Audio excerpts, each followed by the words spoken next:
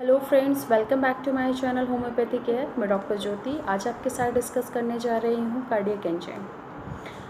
Cardiac enzyme जो secrete होता है हमारे ब्लड में, कुछ एंजाइम्स एंड प्रोटीन जो होता है जो रिलीज़ होता है हमारे सर्कुलेशंस में, ब्लड में थ्रू, जब हमारे हार्ट की मसल्स में कोई नेक्रोसिस हो जाना या हार्ट अटैक की कंडीशंस में ये रिलीज़ होते हैं।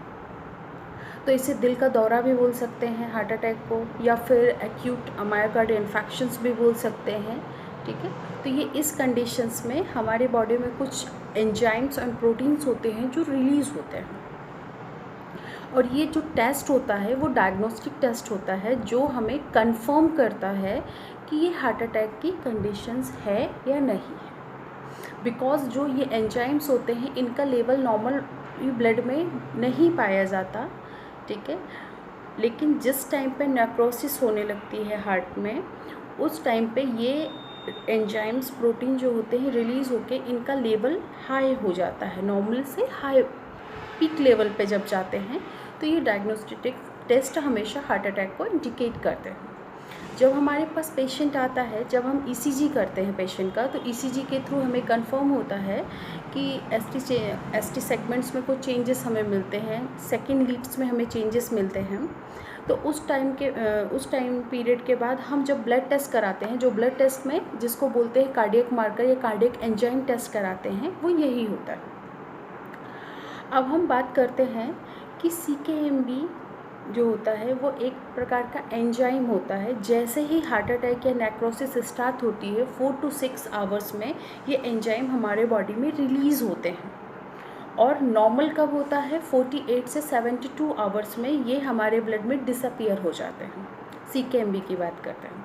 सीकेएमबी जो डिराइव्ड होता है ये 2 टाइप्स में होगा। सीकेएमबी जो सेकेंड टाइप का होता है वो मायोकार्डिया से डिराइव्ड होता है, जो एक्स्ट्रा कार्डियम से डिराइव्ड होता है सीकेएमबी 1 होता है। अदर टाइप के भी सीकेएमबी हो जाते हैं जो कुछ स्केलेटन मसल से डिराइव्ड होते हैं। एंड सेकेंड इज़ द सीकेएमएम जो होता है वो ब्रेन और लंग से डिराइव्ड होता है। अब हम बात करते हैं ट्रोपोनिन की। ट्रोपोनिन जो होता है वो स्पेसिफिक होता है।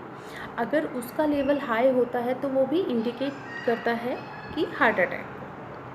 अब जो ये भी सेम ही कंडीशन में जब सीकेएमबी रिलीज़ होता है हमारे ब्लड में, उसी टाइम पे ट्रोपोनिन भी रिलीज़ होता है। बट जो ट्रोपोनिन होता है उसका टाइम ड्यूरेशन जो होता है लेवल में ब्लड में मिलने की, वो सीकेएमबी से डिफरेंट होता है। जैसे कि हम 7 से 10 डेज देखे हैं, जो ट्रोपोनिन आई होता है वो हमें प्रेजेंट मिलता है ब्लड में। एंड देन 7 से 14 डेज तक हमें ट्रोपोनिन टी पॉजिटिव मिलता है ब्लड में। ये इंडिकेट करता है जब हार्ट अटैक आके अगर पेशेंट की डेथ नहीं होती, या हार्ट अटैक, कुछ लोगों को, पेशेंट को हार्ट अटैक आता है, चेस्ट पेन आता है और उन्हें पता नहीं चलता और वो नॉर्मल हो जाते हैं। उसके बाद उनको कंटिन्यू चेस्ट पेन बना रहता है। जब वो डॉक्टर को दिखाने जाते हैं और जब डॉक्टर ये टेस्ट करवाते हैं, उस टाइम पे भी 7 डे, 5th डे या आफ्टर हार्ट अटैक के ये जो नॉर्मल वैल्यूज़ होती है वो हाई आती है। तो हमें एक डाउट आता है कि पेशेंट को या तो हार्ट अटैक आके गया या फिर आने वाला है। वो डिपेंड करता है उसके सिम्टम और सीवियरिटी पे। एंड देन मायोग्लोबिन की हम बात करते हैं। मायोग्लोबिन जो होता है ये फर्स्ट कार्डियक मार्कर होता है और ये जैसे ही रिलीज़ होता है और डिसअपियर हो जाता है विदिन 24 आवर्स में।